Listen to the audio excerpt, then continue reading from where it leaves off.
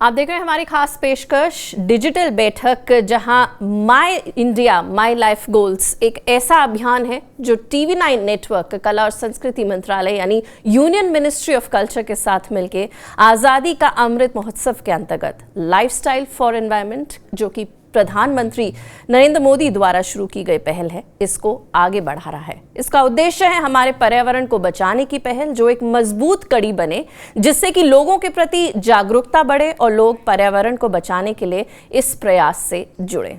और इस प्रयास से जुड़ने के लिए आज हमारे साथ हैं हमारे ग्रीन वॉरियर।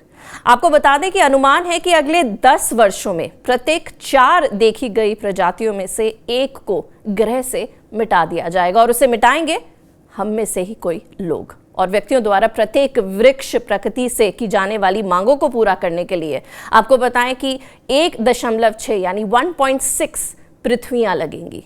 इसलिए प्रकृति के साथ हमारे बंधन को चिन्हित किया जाना चाहिए। जो भोजन हम खाते हैं, जिस हवा में हम सांस लेते हैं, जो पानी हम पीते हैं, और वह जलवायु जो सभी रूपों से हर आवास को संभव बनाती है। प्रकृति के हमें कई आपदाओं से बचाती है और कई लोगों की आजीविका में योगदान भी देती है। हमारी प्रकृति द्वारा हमें दिए गए सभी विशेष अधिकारों के बावजूद हम फिर भी इसे नुकसान पहुंचाते हैं। इसलिए हम सभी को अपने स्तर पर अपना योगदान देने की ज़रूरत है, और कुछ ऐसा ही योगदान दिया हमारे ग्रीन वॉरियर्स ने। आज का टॉपिक हमारे हीरोज़ हैं, हमारे ग्रीन वॉरियर्स हैं, जिन्होंने सेल्फलेसली अपने बारे में नहीं सोचा, अपने घर के बारे में नहीं सोचा, प्रकृति को ही अपना बच्चा माना, प्रकृति को ही अपनी फैमिली माना और प्रकृति के प्रति अपना पूरा जीवन दे दिया। इस ऐसे ही कुछ ग्रीन वॉरियर्स हमारे साथ जुड़ रहे हैं। देवेंद्र सूरा हैं हमारे साथ ग्रीन वॉरियर, अफरोज शाह हैं हमारे साथ, हमारे दूसरे ग्रीन वॉरियर, कानाराम मेवारा हैं हमारे तीसरे ग्रीन वॉरियर, और राजेश शुक्ला हमारे साथ ग्रीन वॉरियर। अब ग्रीन वॉरियर से मैं इनको आपका एक तरह से परिचय दे रही हूँ, और इनसे ज़्यादा मेरे लिए एक बहुत ही बड़ी बात है कि इतने बड़े पैनल के साथ मुझे मौका मिल रहा है इनके साथ जुड़ने का, इनसे बात करने का। आप सभी का बहुत बहुत शुक्रिया हमारे साथ इस डिजिटल बैठक में जुड़ने के लिए। सबसे पहले राजेश जी, आपके पास मैं आना चाहूँगी। आपका क्या कहना है, ये जो ग्रीन वॉरियर की जो अब हमारे साथ एक बैठक हो रही है, लोग इसे देखेंगे, लोग आप सभी को देखेंगे, आप एक इंस्पिरेशन है एक छोटे से बच्चे से लेकर एक बड़े व्यक्ति तक के लिए, तो क्या कहना है आपका इस बारे में? बिल्कुल, सबसे पहले TV9 भारतवर्ष का हृदय से आभार, धन्यवाद कि हम लोग जैसे जो ग्रीन बैरियर्स आपने हम लोगों को बनाया है, हमारे कार्यों को देखते हुए, और एक बड़ा ही महत्वपूर्ण पहलू है। आज पूरा विश्व पर्यावरण से जूझ रहा है, और पर्यावरण हमारा सुदृढ़ हो, मजबूत हो, हमारी आने वाली पीढ़ी को एक अच्छा वातावरण मिले, इस निमित्त यह पर्यावरण का कार्य जो सारे लोग कर रहे हैं वो धन्यवाद की बात है। जहां तक हमारी बात है, मैं काशी नगरी से हूं, और जहां के आधिपति पुराधिपति स्वामी वो देवादिदेव महादेव हैं। और आप देखेंगी कि देवादिदेव महादेव स्वयं अनादिकाल से प्रकृति को संतुलन स्थापित करने का ही संदेश दे रहे हैं। आप उनका चित्रण देखें, वो हमें बताते हैं कि हमें प्रकृति में, पर्यावरण में संतुलन स्थापित करने का प्रयास करते रहना है। और इसी निमित्त 9 वर्ष पूर्व जब हमने यह कार्य प्रारंभ किया, माँ गंगा के तट पर, माँ गंगा के किनारे जब लोगों को बताना चाहा, लोगों को समझाया कि हमें अपने गंगा के किनारे को स्वच्छ रखना है, जल का संरक्षण करना है, पर्यावरण का संरक्षण करना है, और यह एक आंदोलन बन के खड़ा हुआ। और पिछले 9 वर्षों में जो कार्य हमने किया है वो आज प्रत्येक राज्यों के जो लोग हैं उसको भी लोग अनुसरण कर रहे हैं उसका, और हम सब मिलकर यह प्रयास कर रहे हैं कि हमारा पर्यावरण जो जल संरक्षण के प्रति हम सभी लोगों को जागरूक कर रहे हैं, गंगा माँ के लिए हम सभी को जागरूक कर रहे हैं, वो निरंतर सतत प्रक्रिया में जारी रहे, और अपने कार्यों में हम निरंतर रोजाना एक घाट पर जा करके लोगों को समझाते हैं, बताते हैं कि हमें अपने पर्यावरण को मजबूत रखना है, हमें गंदगी नहीं करनी है और माँ गंगा के किनारे कुछ भी गंदगी ना हो, यह बताना, गंगा की तलहटी के अंदर जाकर के, गंगा के अंदर जाकर के सफाई करना बिल्कुल। और माँ गंगा की आरती करना, जल संरक्षण के बारे में लोगों को बताना, पर्यावरण संरक्षण के लिए अधिक से अधिक पौधे लगाना, यह सभी कार्य हम घाटों पर ही नहीं बल्कि स्कूली बच्चों को स्कूल में जाकर के भी पिछले 9 वर्षों में हम समझाते रहे हैं और इसका सुखद परिणाम यह सामने आया है कि आज वाराणसी में गंगा के घाट बिल्कुल साफ सुथरे और गंदगी मुक्त नजर आते हैं।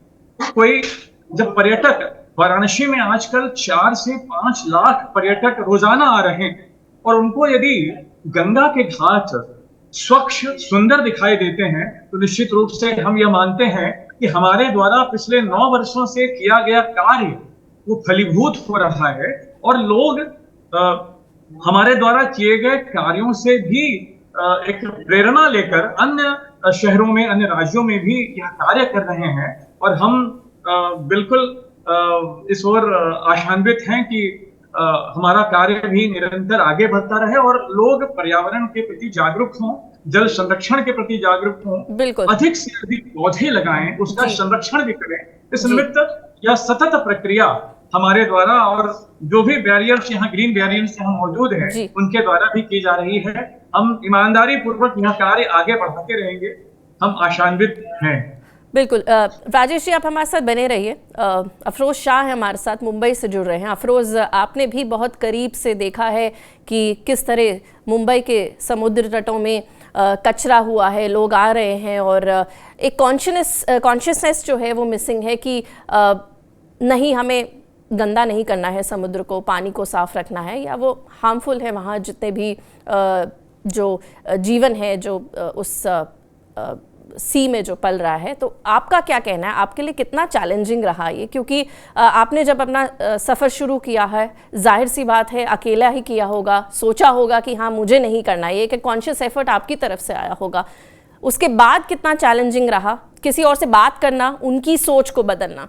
क्योंकि खुद तो आप कॉन्शियस हैं, वो जाहिर सी बात है आपके लिए इजी एफर्ट नहीं रहा होगा, लेकिन किसी और की सोच को बदलना कितना डिफिकल्ट रहा और कितना चैलेंजिंग रहा ये पूरा सफर आपके लिए, और कितना चैलेंजिंग रहता है फॉर दैट मैटर? श्रुति जी। श्रुति जी, आपने जो बात की कॉन्शियसनेस पे, ये तो हमारा कल्चर, हमारा हिस्ट्री रहा है हमारे देश का। जो 1910 से 1943 में जो कुछ हुआ हमारे देश में, वो एक बहुत बड़ा इंस्पिरेशन था। कुछ लोग शुरुआत में और फिर हर भारतीय खड़ा होके ब्रिटिश राज को ललकार रहा था कि यहाँ से जाओ। किसने सोचा था कि वो जो बोलते थे, इंग्लिश में कहावत है कि the sun never sets on the empire, एक धोती पहने हुए आदमी, हमारे फादर ऑफ द नेशन, उनको ब्रिटिश राज को यहाँ से जाना पड़ा। और हम सबकी प्रेरणा वही है जो 1910 और 1947 के बीच में हुआ। कई लोग, कोई किनके नाम आए और किनके बिना नाम ये देश के लिए खप गए, अपनी जान से, अपनी माल से, अपनी फैमिली से। सालों साल कईयों ने जेल में निकाला, कई तो मर गए, उनके नाम तक नहीं। जलियांवाला बाग आज अब उसका सिंबल रह गया है कि जाके देखो किस तरह 1600 लोगों ने गोली खाई। बिल्कुल। अब 21वीं सदी में ये तो नहीं बोला जा रहा है कि आप गोली खानी पड़ेगी, ये तो नहीं बोला जा रहा है कि आपको जाके डिफेंस फोर्स में जाके आप बॉर्डर पे जाके फाइट। जाहिर सी बात है, एक जंग से कम नहीं है ये अफरोज, मैं आपसे बिल्कुल सहमत हूँ इस बात से। और इतना आसान है अब छोटी छोटी चीजें करना है। हमारे इंस्पिरेशन वही लोग हैं। मैं हमेशा, आज मैं स्कूल कॉलेज में था, हम बोलते हैं जाके बच्चों को, कोई जानता है खुदीराम बोस क्या है? एक 18 साल का लड़का जब खड़ा हो जाता है और बोलता है मैं देश से प्रेम करता हूँ, ये प्लेनेट से प्रेम करता हूँ। हमारा प्रॉब्लम ये हो गया है श्रुति जी, मैं आपको पहले प्रॉब्लम बता दूं तो मैं सोल्यूशन डिस्क्राइब करूँ। प्रॉब्लम ये हो गया है कि हम बातें बहुत करते हैं जनरेशन। आप देखो जहाँ भी डिबेट, माइक लेना, माइक पे बोलना, काम बहुत कम चालू देश में। तो ये परिभाषा को बदलना, काम ज्यादा करो और करने के बाद फिर आप आके बात करिए उसके बाद। एक ये। दूसरा, जो 1910 और 47 के बीच में हुआ, वही जज्बे से हमको आज खड़ा रहना है। और हर बच्चा, हर बूढ़ा, हर आदमी, तो ये चैलेंज जो आप वर्ड यूज करेंगे, कॉन्शियसनेस श्रुति जी, और चैलेंज, ये हर जर्नी में है। ऐसा कोई बोल नहीं सकता कि बिना चैलेंज के कुछ चीजें हुई है। बट वो चैलेंज को हंसते हुए और प्यार से लेना और उसको एक अपॉर्चुनिटी में बदलना, चैलेंज को, यही इंसान की लीडरशिप और उसकी जीत का वजह है। हमने जब बीच क्लीनअप शुरू किया तो हम सोचते थे कि ये बीच क्लीनअप कब खत्म होगा, होगा कि नहीं। इतने टनों टन कपड़े, आज 8 साल में हमने कुछ 80 मिलियन केजीज लेगेसी वेस्ट जो बोलते हैं, प्लास्टिक डेब्रीज और मरीन डेब्रीज निकाला है। तो हमको लगता था होगा कि, बट जब ये आवाज लगी कि ये देश के लिए काम है और ये हमारे पर्यावरण के लिए काम है, तो लोग सहभागी हो जाते हैं, वो बदलाव आता है। तो हमेशा मैं लोगों को बोलता हूँ, कुछ ट्रिगर की जरूरत होती है। हमारे अंदर ट्रिगर नहीं होता तो नहीं होता है, और ट्रिगर मिल जाए तो मास कम्युनिटी ज्वाइन होती है। तो ये बहुत जरूरी है श्रुति जी, कि आदमी ये देश की संस्कृति और इसकी हिस्ट्री को इंस्पिरेशन बनाए। जी। हम इधर उधर देखते हैं वेस्टर्न कंट्रीज में, यहाँ इंस्पिरेशन ढूंढ रहे हैं, और आज सोशल मीडिया के टाइम में सब इंस्पिरेशन वहीं से देख रहे हैं। और जबकि जो 1910 और 47 में मेरे हिसाब से जो हुआ, 27 30 40 साल की जो जंग लड़ी, इसका बेहतरीन एग्जाम्पल दुनिया में कहीं नहीं मिलता, कि जब कुछ लोग डिसाइड करें कुछ चीज करने के लिए, तो उसकी दुनिया की कोई ताकत नहीं रोक सकती। आज भी मैं बड़े उससे गर्व से बोल सकता हूँ कि हम कुछ लोग यहाँ खड़े हैं जो कुछ कर रहे हैं, और उम्मीद है कि देश का हर आदमी इसमें अपना हिस्सा लगाएगा। वो आगे बढ़ के बोलेगा कि मेरी भी कॉन्स्टिट्यूशनल ड्यूटी है, मैं भी कुछ करूं देश के लिए, मैं भी कुछ करूं प्लानिंग। कचरा उठाना, ट्रेनिंग देना सर्कुलर इकोनॉमी के लिए, कचरा का कम करना, ये सब कॉन्सिक्वेंस है। असल तो बिल्कुल। मानसिकता है। हाँ, मैं जो बोलता हूँ हमेशा लोगों को, the pollution begins in the head and it must and in the head. तो दिमाग एग्जैक्टली। में शुरू हुई और वहीं उसको खत्म कर दीजिए। Totally, very very very beautifully put up Afroz. आपसे हम बातचीत जारी रखेंगे। देवेंद्र सूरा है हमारे साथ, वो भी हमारे ग्रीन वॉरियर है। देवेंद्र जी, आपके लिए कितना चैलेंजिंग रहा जो भी आपने सफ़र ये किया? कहाँ से शुरुआत हुई थी? क्या क्या मुश्किलों का आपको सामना करना पड़ा? हम चाहेंगे कि आप हमारे सभी दर्शकों के साथ ये बात ज़रूर शेयर करें। श्रुति बहन नमस्ते।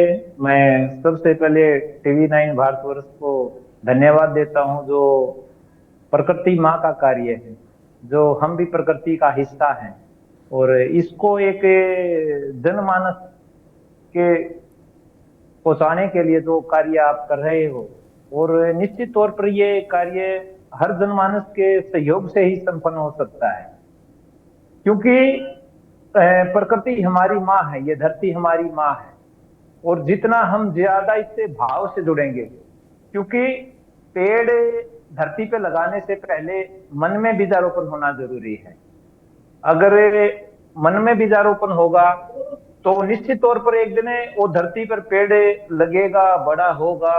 इस तरह धीरे धीरे पूरे, जैसे हमने हरियाणा प्रदेश है, हरियाणा प्रदेश में 1% सबसे कम है पूरे भारत में, और यहाँ चैलेंज बड़े बड़े आते हैं। जैसे आपने देखा होगा, बेटियों को पहले जिस तरह से बेटियों का जो एक पालन पोषण है या उसको जो डाइट है, या धीरे धीरे वो बढ़ा है समाज में, ऐसे ही हरियाणा प्रदेश में जो वन क्षेत्र है या पौधारोपण का कार्य है, वो लगभग 10 साल पहले शुरू किया। और उसमें सबसे मुश्किल यही रहा कि जैसे गांव में जाते थे, लोग यही बोलते थे, भाई ये कार्य वन विभाग का है या किसी माली का है। लेकिन जब हम गांव गांव गए, विशेष तौर पर क्या होता था, लोगों से जोड़ा, बुजुर्गों को जोड़ा, मातृशक्ति को जोड़ा, उनको जोड़ के गांव गांव छोटी छोटी टीमें बनाई, और उनके तालाब पर, गौशाला में, स्कूल में, शमशान भूमि में पौधारोपण किया। और जब वो पौधे बड़े हुए, लोगों का विश्वास बना। क्या है, उत्तर भारत में सबसे ज्यादा बनी होती थी, मैं हिंदी में बताता हूँ, बनी जी, जिसको फॉरेस्ट लैंड बोलते थे। आज 90% फॉरेस्ट लैंड गांव से खत्म हो चुकी है। गांव उसको बोला जाता है जिसमें जनमानस के साथ, व्यक्तियों के साथ समस्त पशुधन पक्षी, तालाब, फॉरेस्ट लैंड, इन सभी को मिला के गांव बोला जाता है। बिल्कुल। लेकिन 90% गांव से फॉरेस्ट लैंड खत्म हो चुकी है और उसको देखते हुए हमने एक अभियान चलाया गांव गांव, ऑक्सीजन बाग। देखो, आपने फलों के बाग सुने होंगे, लेकिन ऑक्सीजन बाग ऐसा बाग जो सबसे ज्यादा ऑक्सीजन दे, सैकड़ों पक्षियों का आश्रय बने, तो जिससे आसपास के 10 से 15 गांव को ऑक्सीजन की मात्रा बढ़े। उसमें क्या देखा हमने कि गांव में जनमानस ने 2000 आदमी, 3000 आदमी आके पौधारोपण करते हैं, अपने भाव को जोड़ते हैं और उसको बाद में पानी देते हैं और उनको पेड़ों की प्रजातियों के बारे में पता चलता है। धीरे धीरे इसी तरह आपने इस भारत भूमि पर 1730 में पर्यावरण क्षेत्र में जो क्रांति शुरुआत की थी, वो हमारी मां अमृता देवी ने शुरू की थी। वो नारी शक्ति जो पूरे विश्व के लिए प्रेरणा है, उन्होंने जो पेड़ों के बचाव के लिए अपनी ही जान नहीं दी, अपनी 3 बेटियों की भी जान दे दी। तो उनकी प्रेरणा से 363 व्यक्तियों ने जान दे दी। तो मैं ये मानता हूं उससे बड़ी क्रांति इस भारतवर्ष में हो नहीं सकती, और उसी की प्रेरणा से आज हम लगे हुए हैं यहाँ। और पिछले साल 2022 में 8 मार्च को विश्व महिला दिवस पर एक गांव में ऑक्सीजन बाग लगाया गया सोनीपत में, और उसमें 1100 बेटियों ने, हमारी माताओं ने, एक ऑक्सीजन बाग 1100 बेटियों ने, माताओं ने मिलकर लगाया, जो आसपास के हरियाणा प्रदेश से ही नहीं पूरे देश के लिए एक संदेश गया कि नारी शक्ति ने जो कदम उठाया है वो एक क्रांति का रूप दिया है। तो इस तरह गांव गांव गए, युवाओं को जोड़ा। जिस तरीके से हमारा पड़ोसी राज्य पंजाब है, यहाँ लगातार नशा बढ़ता जा रहा है, लेकिन हरियाणा प्रदेश में अगर हम युवाओं को एक सामाजिक, इस राष्ट्र के लिए, इस भारत भूमि के लिए ऐसे पर्यावरण के कार्य से जोड़ेंगे तो निश्चित तौर पर एक न तो वो नशा करेगा, गलत आदत नहीं करेगा। और हम यही चाहते हैं, गांव गांव जाके लोगों को जोड़ते हैं, ऑक्सीजन बाग बनाते हैं। जन्मदिन पर पौधारोपण हमने देखा 10 साल में, जन्मदिन पर पौधारोपण ने एक जन आंदोलन का रूप लिया। धीरे धीरे जैसे विवाह शादियों में, शगुन में अक्सर देखते हैं जो बेटियां हमारे साथ जुड़ी हुई हैं, वो शगुन में पौधे देती हैं, भात में पौधे, सगाई में पौधे। एक शादी तो ऐसी हुई जिसमें दहेज की जगह पौधे ही दिए गए। बहुत ही बढ़िया कॉन्सेप्ट। तो मैं तो ये मानता हूं। बिल्कुल। कानाराम जी भी है हमारे साथ। कानाराम जी, आपके पास आना चाहेंगे हम। आपके लिए कितना ये चुनौतीपूर्ण रहा कि घर घर में जाकर लोगों को बताना कि प्लास्टिक जो है वो नहीं इस्तेमाल करना चाहिए। आपने काफ़ी कोशिश करी है सिर्फ अपने ही स्तर पर घर घर जाके लोगों को समझा के। आपके लिए कितना चैलेंजिंग रहा, आपसे जानना चाहेंगे। जी नमस्कार आप सबका। और मेरी एक चाय की दुकान है। वैसे पहले मैं एक वेटर का काम करता था, तो वहीं से मैंने शुरुआत की। मुझे मोटिवेट किया दिलीप कुमार जी जैन ने। उन्होंने बताया कि अपना ये जवाई एरिया इतने बड़ा टूरिस्ट पॉइंट है जहाँ इतने लोग घूमने आते, पिकनिक पॉइंट है, अपना गांव देखते, तो इसके लिए कुछ अवेयरनेस है ही नहीं प्रकृति के प्रति। लोग आया, खाया पिया, कचरा फेंक दिया, पिकनिक मना रहे, लोग इसको समझ ही नहीं रहे थे। प्लास्टिक के जैसे कि आप देख लो, मुंबई दिल्ली जैसे बड़े बड़े पहाड़ बनते जा रहे हैं, तो अपने गांव के लिए भी कुछ आपको करना चाहिए। आप इतने अच्छे गांव के एक अच्छे नागरिक हो। उन्होंने मुझे सपोर्ट किया, संपूर्ण सहयोग दिया। तो उसी को मुहिम को लेके जब मैंने घर घर शुरुआत की लोगों से प्लास्टिक के प्रति, जब ये शुरुआत की तो सबसे पहले मेरे यही मुहिम रही थी कि लोगों को बाहर फेंकने के लिए क्या आइडिया लगाओ। जब ये लैंडफिल में फेंकने से मैंने शुरुआत की थी कि जब आप 1 किलो प्लास्टिक मुझे लाके दीजिए और 1 किलो चीनी पाए। इस चीनी के चक्कर में जब मेरी ये मुहिम एक अच्छी खासी शुरुआत हो गई, तो लोगों ने अपने घर पे ही अपने घर से निकलने वाला जो भी प्लास्टिक होता है वो इकट्ठा करना शुरू कर दिया।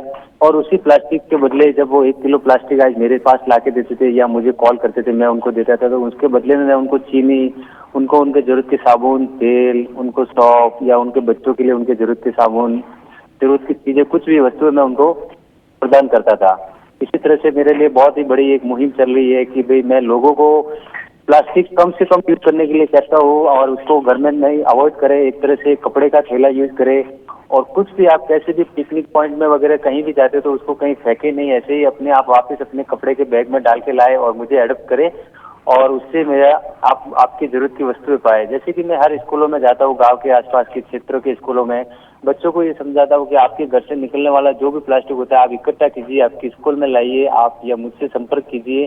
तो उस माध्यम से जब बच्चों को उनके स्कूल के एजुकेशन की जरूरत की चीज होती है, book, pen, pencil, geometry box या बड़े कुछ भी वस्तु है, जो मैं उनको देके उनको उनके अवेयरनेस के प्रति, प्रकृति के प्रति, आने वाले भविष्य के प्रति उनको जागरूकता का एक संदेश देता हूँ कि आप अभी से प्लास्टिक को अवॉइड करेंगे, कम से कम फेंकेंगे तो ये अपने लिए कितना नुकसान है, कितना क्या है।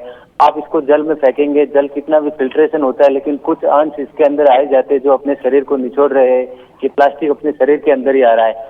आप इसको बाहर फेंकने से अपने क्षेत्र में, हमारे राजस्थान या पूरे भारत में गाय की बहुत माता के रूप में पूजा होती है। जब वो दूध का थैली अगर वो गाय खा रही है या कोई भी पशु पक्षी जानवर खा रहा है तो वो दूध अपने किसी के मनुष्य के शरीर में जा रहा है, जिससे उससे होने वाला नुकसान अपने ऊपर ही शरीर में बीमारियां पैदा कर रही है।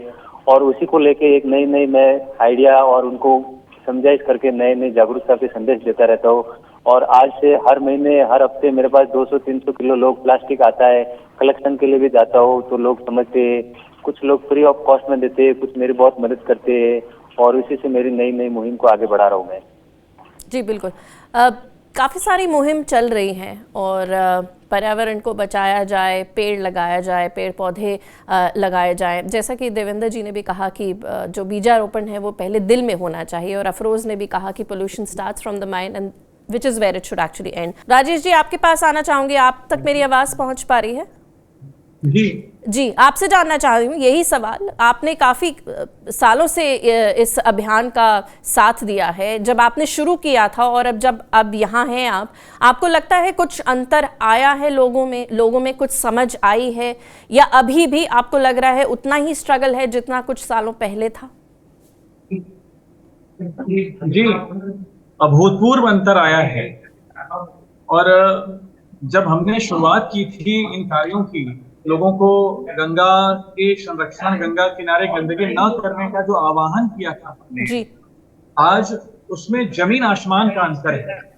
लोग जागरूक हुए हैं, हजारों लोग इस कार्य में हमको देख करके भी जुटे हैं। और मुझे ऐसा लगता है कि आज जब हमने 9 साल पहले इस अभियान की शुरुआत की और आदरणीय प्रधानमंत्री जी को अपने सन्मुख गंगा किनारे की सफाई करते हुए देखा, उसके बाद से और उस अभियान को जन आंदोलन के रूप में जब जनता ने लिया, आज घर का बच्चा भी स्वच्छता के प्रति यदि आकर्षित हो रहा है, लोग कहीं भी कूड़ा करने में, गंदगी करने में सकुचाते हैं, तो आज निश्चित रूप से यह हमें लगता है कि पिछले 9 वर्षों में जो हमने कार्य किया है, गंगा के तट पर लोगों को समझाने का, बताने का, गंदगी न करने का, पॉलिथीन मुक्त गंगा घाट बनाने का, हमने कई वर्षों से गंगा तट पर कोई पॉलिथीन लेकर के ना आए, पॉलिथीन का इस्तेमाल ना करे, पॉलिथीन को गंगा में विसर्जित ना करे।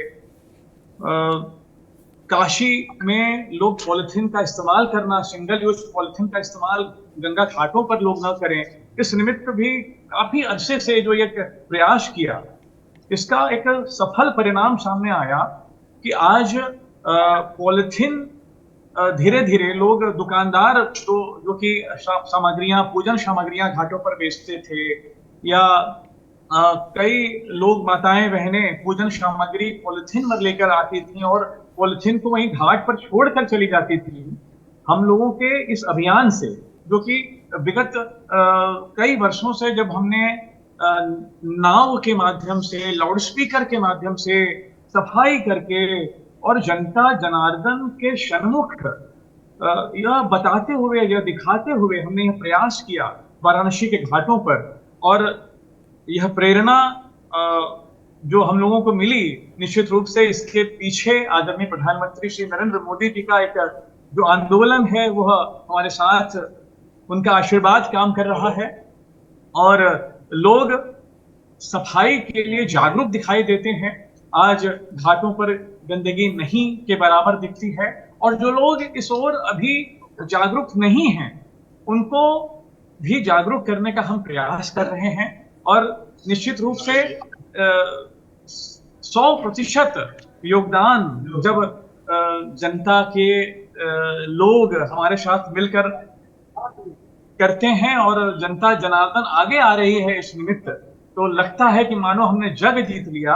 क्योंकि सफाई है तो स्वास्थ्य है, और गंदगी है तो बीमारी है, और सबका साथ हो गंगा साफ हो। इस मूलभूत बातों को ध्यान में रखकर जन भागीदारी, इस जन सहभागिता इस ओर सुनिश्चित करना कि लोग अपने आप को इस निमित्त, पर्यावरण संरक्षण के निमित्त आगे आए, जी। लोग इस ओर ध्यान दें, प्रेरणा लें, और इस प्रेरणा के पीछे सबका स्वास्थ्य छिपा हुआ है, और हम आरोग्य भारत, स्वस्थ भारत, स्वच्छ भारत की ओर बढ़ते जाएं।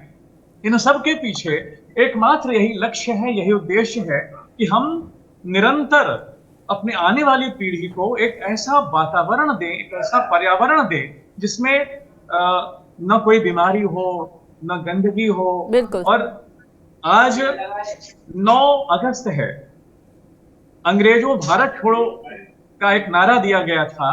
आज हम आपके माध्यम से गंदगी भारत छोड़ो का एक नारा देते हैं, और सबको यह बताने का प्रयास करते हैं कि हमें अपने पर्यावरण को निरंतर एक ऐसी परिस्थिति में लाना है कि हमें शुद्ध जलवायु मिले, शुद्ध हवा मिले, और हमारी जो माता की तरह हितचारिणी नदियां हैं, जिन्होंने हमें पाल पोस कर बड़ा किया है, जिनसे हम पेयजल भी लेते हैं, हमारी सिंचाई, हमारी खेती, हमारे धार्मिक, हमारे तीर्थाटन, इन नदियों के किनारे हम अपने जन्म से लेकर मृत्यु तक के सारे संस्कार संपादित करते हैं।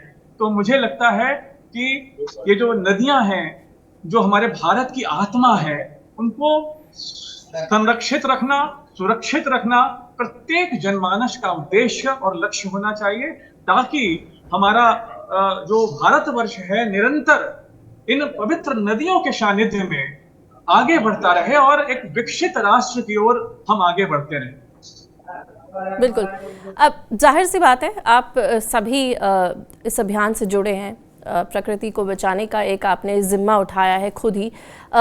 देखा गया है कि लोगों का कई बार कहना होता है कि हाँ, पर्यावरण को बचाना चाहिए, पौधा लगाना चाहिए, एक प्लांट को आप अडॉप्ट करिए, उसको पालिए, उसको बड़ा करिए। लेकिन एक और साथ में जो चीज़ सुनने को मिलती है वो ये है कि हमारे पास वक्त नहीं है, हम अपनी रोज़ी रोटी कमाने में इतने बिजी हैं, इतने व्यस्त हैं कि पेड़ पौधों के बारे में सोचने के लिए हमारे पास वक्त नहीं है, पर्यावरण के बारे में सोचने के लिए हमारा वक्त नहीं है। अफरोज़, क्या कहना है आपका इसके बारे में? लोगों को आप क्या बोलना चाहेंगे? ये तो श्रुति जी बॉम्बे में बहुत लागू होता है। बॉम्बे में लोग बोलते हैं चेक देना बहुत आसान है, टाइम देना बहुत मुश्किल है। बॉम्बे जैसे शहर में लोग इतने बिजी रहते हैं। बट मैं लोगों को हमेशा ये बोलता हूँ, मैं भी अपने पे लागू करता हूँ और दूसरे भी लागू करें। हफ्ते में 168 घंटे होते हैं, अगर 2 घंटे देश के लिए दे दो या पर्यावरण के दे दो, क्या आपकी और हमारी लाइफ। बचपन से ये बोला जाता है कि अपना करियर बनाना, जॉब ले लेना, बिजनेस सेटअप कर देना, फिर उसके बाद जल्दी जल्दी पैसे जमा कर लो, बैंक बैलेंस बना दो, घर ले लो, वेकेशन पे जाओ, अच्छी जिंदगी कर लेना। कोई माँ बाप अब ये बोलता नहीं है कि ये देश के प्रति भी कुछ टाइम दे दिया करो, पर्यावरण के लिए भी कोई टाइम दे दिया करो। हम जो बॉम्बे में मुहिम चलाते हैं, 25 मिलियन लोग हैं मुंबई शहर में, ये 5 यूरोपियन देश के बराबर है। 5-5 मिलियन, 10 मिलियन के एक यूरोपियन देश होते हैं। हमारी मुहिम यही है कि किस तरह हम हर नागरिक को इसमें इन्वॉल्व करें, छोटे से छोटा, बड़े से बड़ा। श्रुति जी सुनाई दे रहा है? जी जी बिल्कुल। हाँ, तो हर नागरिक जुड़े। अब मैं आपको हमारे फिगर्स देता हूँ जो हम करते हैं। कम से कम 1 लाख लोगों को हम 8 साल से ट्रेनिंग दे रहे हैं। किस तरह सर्कुलर इकोनॉमी जो बोलते हैं, गार्बेज कम कैसे किया जाए। एक तो गार्बेज को वेस्ट मैनेजमेंट के थ्रू रिसाइकल करना, एक है गार्बेज को जो समुद्र नदियों में जा चुके वो निकालना, और एक है कि गार्बेज को जनरेट होना देना नहीं। 1 लाख लोगों को हम दिन रात, मैं और मेरे वॉलंटियर्स ट्रेनिंग दे रहे हैं। आज देखो मेरा सुबह का दिन बच्चों के साथ था। अब मैं जा रहा हूँ, यहाँ एक जंगल है संजय गांधी नेशनल पार्क, वहां जा रहा हूँ। 43 विलेज है, विलेजेस में ये बात करना, ट्रेनिंग देना, उनका हाथ पकड़ना, हैंड होल्डिंग बोलते हैं इंग्लिश में, बहुत ही जरूरी है। अब वो होता नहीं, क्या होता है, एक बड़ा सा पॉलिसी फ्रेमवर्क डिक्लेयर हो जाता है, फिर वो जो अपनी व्यवस्था है और जो दूसरे लोग हैं जो चलाने वाले, वो बोलते हैं मेरे हायरार्की में नीचे वो चला है। अब ये इंग्लिश में कहावत है, who will bell the cat, कौन ये जो जो एक्चुअली तकलीफ का काम है नीचे सोशल चेंज लाना, ये करेगा कौन? क्या मैं अकेला, क्या हमारे वॉलंटियर्स, क्या हर नागरिक, क्या ये आप तलाटी, तहसीलदार और कलेक्टरों पे छोड़ दोगे, क्या बीएमसी पे छोड़ दोगे, क्या अर्बन लोकल बॉडी पे छोड़ दोगे? तो ये क्वेश्चन जो है बैकवर्ड बाउंस होता है, और हम लोग यहाँ मुंबई में यही चाह रहे हैं कि हमारा योगदान रहे टाइम से, हमारा योगदान रहे पैसे से। My time, my effort, my money, ये 3 लेके हम चलते हैं। और 1 लाख लोगों को ट्रेनिंग हो रही है। 80-85 मिलियन केजीज अब तक हम लोगों ने क्लियर कर दिया है समुद्र के किनारे से। एक नदी है हमारे बॉम्बे में, मीठी नदी, उसका 4 किलोमीटर का तट साफ हो गया है। उसके आजू बाजू एक 50,000-75,000 लोग रहते हैं, उनका कूड़ा कचरा निकालना, उनका कूड़ा कचरा कम करना, प्लास्टिक को रिसाइकलिंग करना। तो ये, और बच्चे जो स्कूल कॉलेजेस के बच्चे हैं, इन पे ये प्रोग्राम रन किया जाए। मैं हमेशा बोलता हूँ, मैं एक वकील था बॉम्बे हाई कोर्ट में, अगर मैं कर सका तो ये कोई भी कर सकता है। तो इसमें कोई भी देशवासियों को जरा भी झिझक नहीं होनी चाहिए कि मैं कैसे करूं और मैं कर सकता हूं कि नहीं। हर आदमी ये डिसाइड कर ले कि मैं 2 घंटा हफ्ते में मैं ये देना चाहता हूँ। बिजी रहते हैं लोग, लोगों के पास काम भी है, बिजनेस भी चलाना है, जॉब भी है, कई गवर्नमेंट के सरकारी नौकरियां भी हैं लोगों के पास। मैं बोलता हूँ 2 घंटे निकालो। हम 1.5 बिलियन है इंडिया में, हर हफ्ते 2 घंटा निकाले तो बताइए 3 बिलियन घंटे के काम होंगे एक हफ्ते में, और पूरे साल का कैलकुलेट करो तो छोटी सी पहल ना, वो माइंड में ये ट्रिगर करना कि चलो अब कर देते हैं, और करना चाहिए, और जिंदगी भर करना चाहिए, कंसिस्टेंटली करना चाहिए, परसिस्टेंटली करना चाहिए। और यही देश प्रेम है, कोई और परिभाषा हमारी समझ में नहीं आती देश प्रेम की। ये 15 अगस्त और 26 जनवरी को झंडों को बाहर लाना, ठीक है, वो आप लाए, आपने अनफ्लग किया, फ्लैग सैल्यूट भी किया, उसके बियॉन्ड भी कुछ लव जो है देश चाहता है। आप अभी जो लोग हस्बैंड वाइफ है यहाँ या रिलेशनशिप में हैं, आप बोल दीजिए वाइफ या हस्बैंड को कि मैं आपको कहीं लंच पे नहीं ले जाऊंगा, डिनर पे नहीं ले जाऊंगा, कभी शाम में टाइम स्पेंड नहीं करूंगा। आपका जो कंपेनियन है बोलेगा ये क्या कर रहे हो भाई, ये किस तरह का लव है? वैसे है ये जो देश के लिए प्रेम है, प्लानिट के लिए, इसको टाइम चाहिए, इनको समझना पड़ेगा। जब तक हम टाइम नहीं देंगे तो तब तक हम खाली हमारा जो I love India, I love India, ये जबान पे रह जाए।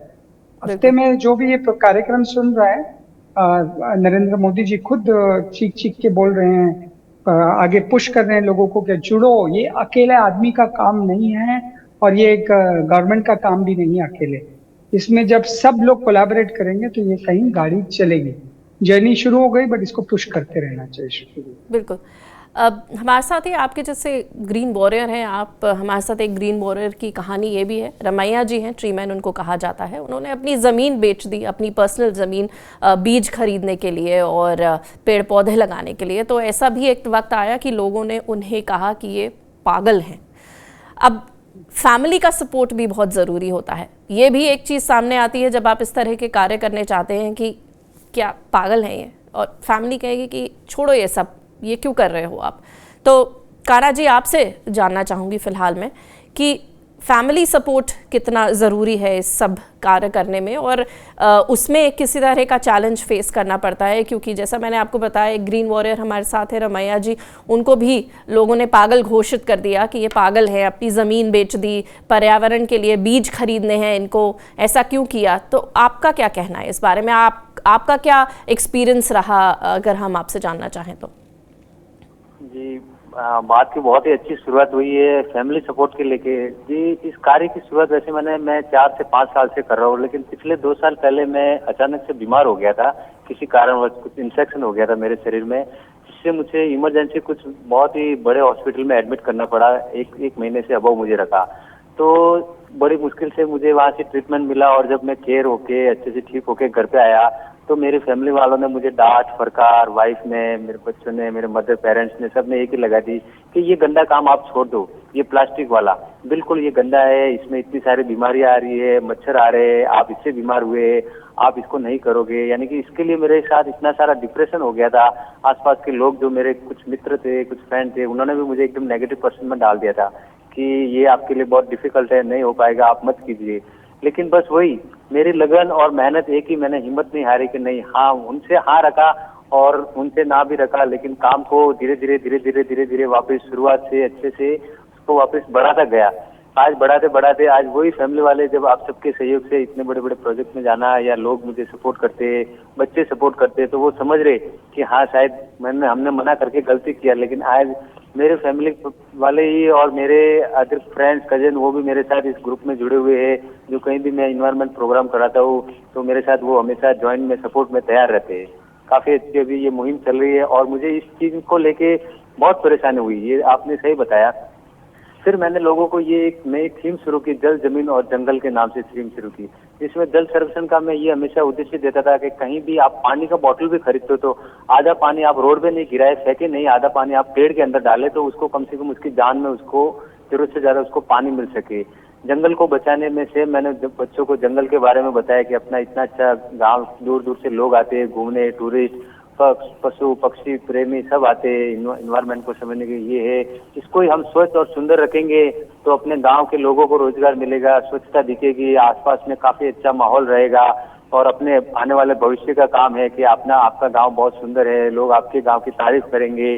तो इसी मुहिम के साथ साथ बच्चे, गाँव वाले, बड़े बुजुर्ग, महिलाएं, सबको मैंने इसे धीरे धीरे बढ़ावा दिया और आज मेरे हर पूरी टीम और पूरे गाँव वाले मेरे को सहयोग मिल रहा है इस स्वच्छता की मुहिम में। बहुत ही बेहतरीन। देवेंद्र जी आपके पास आना चाहेंगे। देवेंद्र सूरा है हमारे साथ। फैमिली सपोर्ट की जैसे बात की गई, आपके लिए कितना मुश्किल रहा और क्या आपको वक्त मिला कि आप कैसे आपने वक्त निकाला कि आप अपनी फैमिली को वक्त ना दें और पर्यावरण के प्रति अपनी जिम्मेदारी निभाएं, उसके बारे में हमें बताइए।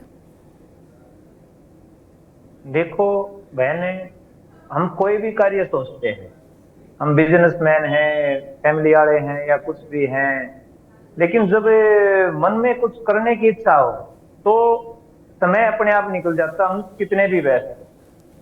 जब मैं 2011 में चंडीगढ़ पुलिस में सिपाही के पद पर सिलेक्ट हुआ तो घर वालों ने यही सोचा था कि अब और प्लॉट लेंगे और गाड़ियां लेंगे, ऐसा उन्होंने सोचा था। लेकिन मेरा मन था कि मैं प्रकृति के लिए कुछ ऐसा करूं, पशु पक्षियों के लिए, समस्त जीव जगत को इसका लाभ हो। शुरू में क्या होता, मैं थोड़ा हरियाणी में बताता हूँ कि शुरू में होता था कि घर में पैसे नहीं देता था, पेड़ पौधा रोपण पर खर्च करता था, नर्सरी बना रखी थी लोगों को फ्री में पौधे देने के लिए। और कभी हमारे घर आके मामा जी बैठ जाते थे, वो पंचायत करते थे, अब भाई आपका क्या है, आपका मकान नहीं है, आपकी गाड़ी नहीं है। बुआ आके बैठ जाती थी, अब आप घर कुछ नहीं देते हो, आपका क्या है, यहाँ ना गाड़ी है आपके पास, ना मकान है आपके पास। धीरे धीरे काफी समाज में लोग हमारे माता पिता को बोलते थे ये तो नाश करेगा या इसका जो है इस तरह से पूरा परिवार ही दिक्कत में आ जाएगा। लेकिन जब धीरे धीरे कार्य किया, उनका विश्वास बना, क्योंकि अक्सर समाज में लोग नशा करके या इस तरह से भी तो अपना जीवन बर्बाद कर देते हैं। लेकिन जब समाज में धीरे धीरे वो पेड़ लगे, लोग जुड़ते गए, लोग उन्हें कहने लगे, गांव वाले कहने लगे, रिश्तेदार भी ये हमारा भांजा है, ये हमारा भतीजा है, ऐसे बोलने लगे। तो उनको ऐसा लगा, गांव वाले बोलते हैं ये हमारा बेटा है, हमारा जानकार है। जब जैसे आप सबने जैसे पूरे भारतवर्ष में इस मैसेज को पहुंचाया तो बड़ी खुशी मिली और आज उनको गर्व होता है, हाँ ये हमारा बेटा है। जैसे मेरे एक बेटा एक बेटी है, पत्नी है, वो भी बड़ा खुश होते हैं। क्योंकि जीवन जीने के लिए व्यक्ति को साधारण जीवन में ही काम चलता है। जितना साधारण जीवन होगा, उसका साधारण भोजन होगा, उतनी शांति बनी रहेगी, उतना ही प्रकृति के साथ वो बना रहेगा। और इस तरह से मैं ये कहता हूँ, व्यक्ति का जीवन साधारण होना चाहिए। और ये तो विपत्ति आती है, सबसे बड़ा एक होती है इंटरनल पर्सनालिटी है, एक होती है एक्सटर्नल पर्सनालिटी। तो मैं ये मानता हूं जो इंटरनल पर्सनालिटी जिसके अंदर होती है उसको ना तो किसी बड़ी कंपनी के कपड़े की जरूरत है, ना ही, क्योंकि मैं एक एथलीट था और चोर बाजार से जूता खरीद के लाता था दिल्ली से पुराना, तो गेम करता था। लेकिन एक समय आया, कनॉट प्लेस सीपी से भी जूता खरीदा, लेकिन मन में माना अब जो साधारण जीवन है, अब जैसा साधारण भोजन, साधारण जीवन, अब लोग, मैं जाता हूँ बड़े खुश होते हैं, लोग इकट्ठा हो जाते हैं, पता नहीं वो कैसी शक्ति मानते हैं, क्या मानते हैं, लेकिन मैं तो ये मानता हूँ मैं जैसा पहले था आज भी वैसा है। बहुत ही बेहतरीन देवेंद्र जी। और चलते हैं हम अब राजेश शुक्ला जी के पास। राजेश जी, आपसे जानना चाहेंगे क्या चैलेंजेस आपने फेस किए फैमिली फ्रंट पे, किस तरह की आपको सपोर्ट मिला और कितना मुश्किल या आसान रहा आपके लिए? जी बिल्कुल, मैं तो एक प्राइवेट कंपनी में जॉब करता हूँ और रोज सुबह 5 बजे उठकर 5 बजे से लेकर के 9 बजे के बीच में गंगा किनारे, गंगा तट पर लोगों को समझाने का और सफाई का ये जो एक उपक्रम चल रहा है, इसकी वजह से आप समझ सकते हैं कि घर के कितने सारे काम वो छूट जाते हैं और घर में कितनी परेशानियां भी होती हैं। यदि हम घर पे रहकर यह कार्य करें तो घर वालों को भी बड़ा सपोर्ट मिलता है, लेकिन इन सारे दायित्वों का निर्वहन गंगा तट पर साफ सफाई करने के बाद भी, लोगों को जागरूक करने के बाद भी, यह कार्य मैं निरंतर बड़ी शिद्दत के साथ करता आ रहा हूँ कि घर का भी सपोर्ट मिलता है। हमारी पत्नी जो कि एक गृहिणी है और निरंतर जब हम गंगा तट पर लोगों को समझा करके जागरूकता के परिप्रेक्ष्य में जब आते हैं घर पर, तो घर के काम को भी अक्सर हमने एक शुरुआत में कई चीजों को खुद करके जाते थे गंगा तट पर कि घर के लोग भी इससे आशान्वित रहें। और निश्चित रूप से जो फैमिली का सपोर्ट है और हमारी जो अपनी जहां मैं काम करता हूं उनका भी सपोर्ट मुझे निरंतर इस ओर मिलता रहा, ताकि मैं 4 घंटा जो एक समय दे पाता हूं समाज के लिए, पर्यावरण के लिए। निश्चित रूप से कभी कभी परेशानियां तो अवश्य होती हैं, सबके जीवन में आती हैं, हमको भी रूबरू होना पड़ा है, लेकिन एक चैलेंजिंग, एक 9 वर्षों का यह जो अभियान, एक ऐसा अभियान हमें लगा कि हमने आज समाज को कुछ दिया है और इससे लोग प्रेरित होकर, यदि सभी जनमानस में कुछ लोग, कुछ हजार लोग प्रेरित होकर यदि इस ओर आगे आएंगे और इस कार्य को करने में अपनी भूमिका का निर्वहन करेंगे और हजारों को जागरूक करेंगे, लोग इस ओर आगे बढ़ेंगे। और आपने देखा होगा हम अपने हर कार्य में झंडा, तिरंगा झंडा अवश्य लेकर के जाते हैं। जब मैं सवेरे 5 बजे घर से निकलता हूं तो हमारे स्कूटर पर, हमारे कंधे पर तिरंगा होता है और लाउड स्पीकर होता है, माँ गंगा की आरती का पात्र होता है, सफाई के लिए डलिया होती है, झाड़ू होती है। और जब एक ही स्कूटर पर इन सारी सामग्रियों को लेकर के वाराणसी के 84 घाटों पर, आज शक्ति घाट जाना है, कभी नमो घाट जाना है, कभी मणिकर्णिका घाट जाना है, कभी सिंधिया घाट जाना है, तो जब मैं निकलता हूं तो निश्चित रूप से अभी लोगों, आपने बताया कि लोग सोचते होंगे कि आज 15 अगस्त तो है नहीं, आज 26 जनवरी तो है नहीं, लेकिन ये भाई साहब झंडा लेके जाते हैं।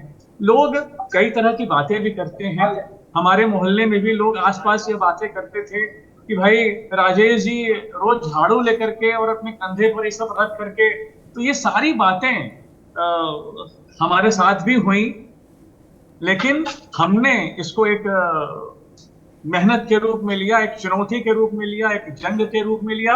और आज निश्चित रूप से मन में संतोष है कि 9 वर्षों की यह जो 4 घंटे की रोजाना की तपस्या है वो फलीभूत हो रही है।